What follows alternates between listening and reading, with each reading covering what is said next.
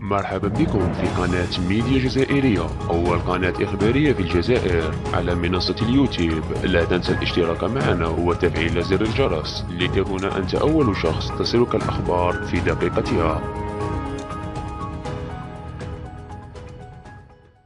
يبلغ طول الساحل الجزائري 1644 كيلومترا كاملة من تونس شرقا إلى المغرب غربا. تتنوع فيه الشواطئ من رملية تارة إلى صخرية تارة أخرى، كما يتميز جزءه الشرقي بغابات كاملة تعانق مياه المتوسط. والآن أترككم مع عينة من أجمل شواطئ الجزائر في هذا الفيديو. أولا، شاطئ تامنارت في ولاية سكيكدا. ثانيا، شاطئ باني بالعيد ولاية جيجل. ثالثا، شاطئ قورايا ولاية تيبازا.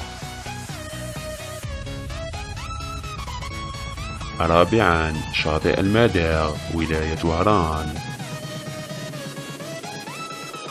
خامسا، شاطئ القالة ولاية الطارق. سادسا، شاطئ سيرايدي ولاية عنابة. سابعا، شاطئ جزيرة كافالو ولاية جيجل. ثامنا، شاطئ مرسى بن مهيدي ولاية تلمسان. تاسعا، شاطئ القرن الذهبي أو كورندور ولاية تيبازا. وعاشرا، شاطئ بوليماط ولاية بجاية.